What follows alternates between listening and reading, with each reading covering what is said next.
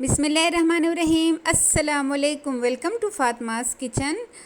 लौकी के हद से ज़्यादा फ़ायदे हैं, लेकिन बहुत से घरों में हमारे बड़ों को ये मसला होता है, उनको ये शिकायत होती है कि घर में लोग लौकी नहीं खाते, बच्चे लौकी नहीं खाते, अक्सर मर्द लौकी नहीं खाते। हालांकि लौकी के हद से ज़्यादा फ़वाइद है, लेकिन आज मैं आपके साथ लौकी के फ़वाइद के साथ साथ इसके एक ज़बरदस्त ऐसी कबाब की रेसिपी शेयर करूँगी कि आपके घर वाले, आपके बच्चे, आपके घर में जितने भी मर्द हैं वो मांग मांग के इसको खाएंगे और बहुत ज़्यादा इसको एंजॉय करेंगे। बहुत ही आसान 10 मिनट में आप ये कबाब बना सकते हैं।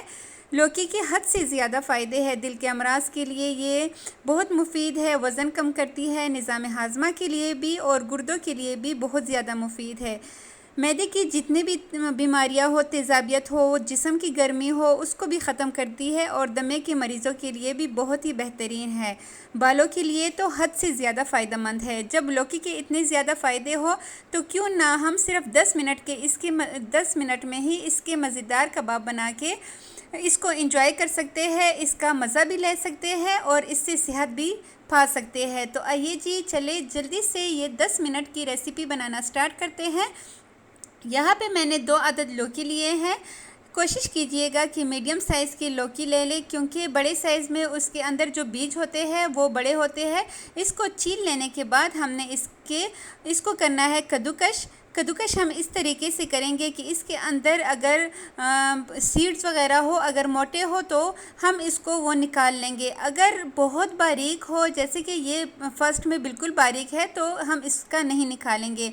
बिल्कुल मिड में आके इसमें मोटे मोटे बीज आ जाते हैं, तो मैं आपको दिखाती हूँ। इसी तरह हम करके हमने इसको कद्दूकश कर लेना है। दोनों लौकी को हमने कद्दूकश कर लिया है और दरमियान में ये थोड़ा सा ही गोदा इसका निकला है, इसको हम निकाल लेते हैं।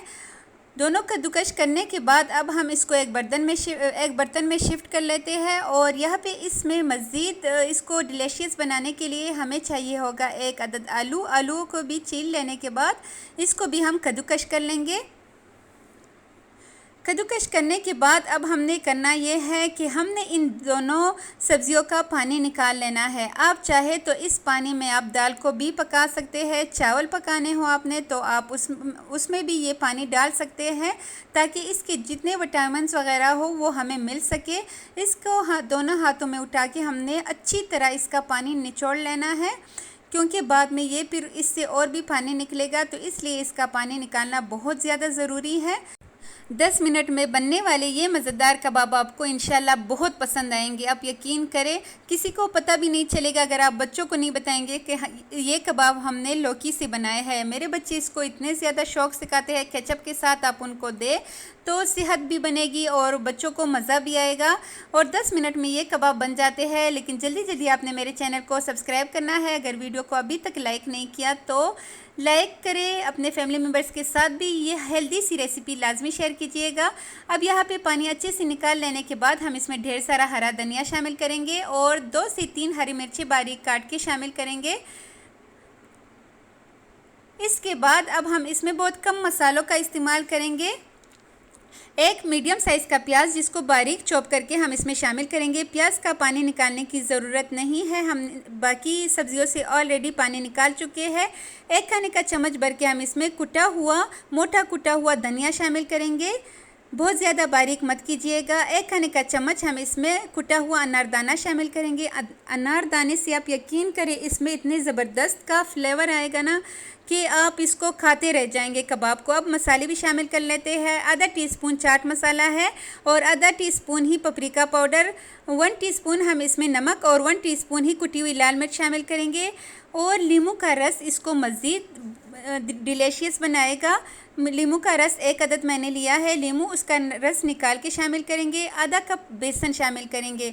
अगर आपके पास मकई का आटा हो तो आपने मकई का आटा शामिल करना है। यहाँ पे मैं इसलिए बेसन का इस्तेमाल कर रही हूँ कि अक्सर लोगों के पास मकई का आटा अवेलेबल नहीं होता, तो फिर वो पूछते हैं कि इसकी जगह हम क्या डालें, इसलिए मैंने यहाँ पे बेसन का इस्तेमाल किया है। 1 कप बेसन इसमें टोटल जाएगा। इसको हमने अच्छी तरह मिक्स कर लेना है। इसमें देखिए मैंने थोड़ा सा भी पानी नहीं डाला। इसको अच्छी तरह मिक्स कर लेने के बाद अब हम इसके कबाब बना लेते हैं। दूसरी साइड पे मैंने ऑयल को गरम कर दिया है। बिल्कुल लो फ्लेम पे ही हमने ये कबाब फ्राई करने हैं, शैलो फ्राई करना है, डीप हमने इसको फ्राई नहीं करने। और जैसे जैसे हम कबाब बनाते जाएंगे हमने इसको फ्राई पैन में डालते जाना है। इससे पहले अगर हम इसको साइड पे बना के रखेंगे तो इससे पानी रिलीज़ होगा, ये पानी छोड़ेगा। इसलिए जैसे ही हम बनाएंगे फ़ौरन इसको फ्राई पैन में डालते जाएंगे और इसको हम शैलो फ्राई करेंगे। इस टाइम फ्लेम जो है वो इतना हल्की आंच है ना, जैसे हम किसी खाने को दम पे रखते हैं, चावल को दम पे रखते हैं, दम वाली आंच यहाँ पे होना ज़रूरी है। दरमियान दरमियान में हम इसकी साइड जो है वो चेंज करते रहेंगे। अगर हम इसको हाई फ्लेम पे पकाएंगे तो अंदर से ये कच्चे रह जाएंगे, तो इसलिए इसको बिल्कुल लो फ्लेम पे कुक करना लाजमी है, फ्राई करना लाजमी है। और 2 मिनट बाद हम इसकी साइड जो है वो चेंज करते जाएंगे और इसी तरह टोटल 5 से 6 मिनट में ये कबाब फ्राई हो जाएंगे। इसी तरह करके हम सारे कबाब फ्राई कर लेते हैं। बहुत ही मज़ेदार, इसका कलर चेक करें आप। किसी के लिए, मेहमानों के लिए भी इसको बना सकते हैं, टी टाइम के लिए भी ये बहुत ही बेस्ट ऑप्शन है। अच्छा, जब भी आप किसी भी ऑयली चीज़ को फ्राई करें तो उसको डायरेक्ट आप न्यूज़पेपर पे लाजमी निकाला करें, ताकि उसका जो एक्स्ट्रा ऑयल है वो उसमें अच्छे से रिलीज़ हो सके और उसके ऊपर ना रहे। इसके बाद ही आप इसको सर्व कर दिया करें। शुगर के मरीज़ों के लिए भी बहुत ही ज़बरदस्त है। और ये देखिए सारे कबाब मैंने ऐसे ही शैलो फ्राई कर लिए हैं। आपको मैं इसका फ़ाइनल लुक दिखाती हूँ। बहुत ही मज़ेदार बने हैं। इसमें जो हमने अनारदाना इस्तेमाल किया है, आप यकीन करें उससे इसका जायका और भी ज़बरदस्त हो गया है। अंदर से भी ये अच्छी तरह कुक हो चुकी है, क्योंकि मैंने इसको बिल्कुल लो फ्लेम पे, बिल्कुल हल्की आंच पे मैंने इसको फ्राई किया है। इसके साथ आप बच्चों को केचप दे दें, आप यकीन करें बच्चे इतने शौक़ से खाएंगे। और अपने लिए ग्रीन चटनी बना के इसको एंजॉय करें। अंदर से ये इतने डिलीशियस, इतने सुपर डुपर बने हैं। आप जब बनाएंगे आपको ख़ुद अंदाज़ा होगा। और आप सब लोगों के प्यार मोहब्बत का बहुत शुक्रिया। आप लोग मेरी वीडियोस को फॉलो करते हैं, मेरी वीडियोस को लाइक करते हैं। ये इतने मज़े के हैं ना कि दिल नहीं भरता। ये देखिए मैं बार बार खा रही हूँ, लेकिन फिर भी दिल करता है कि मैं मज़ीद खाऊँ। तो आपने लाजमी इस रेसिपी को ट्राई करना है और अपना फ़ीडबैक लाजमी मेरे साथ शेयर कीजिएगा। वीडियो अच्छी लगी हो तो लाइक, शेयर एंड सब्सक्राइब कीजिएगा। Thanks for watching. अपना ढेर सारा ख्याल रखिएगा और मुझे दीजिएगा इजाज़त। मिलते हैं नेक्स्ट किसी बहुत ही अच्छी रेसिपी के साथ। तब तक के लिए अल्लाह हाफिज़।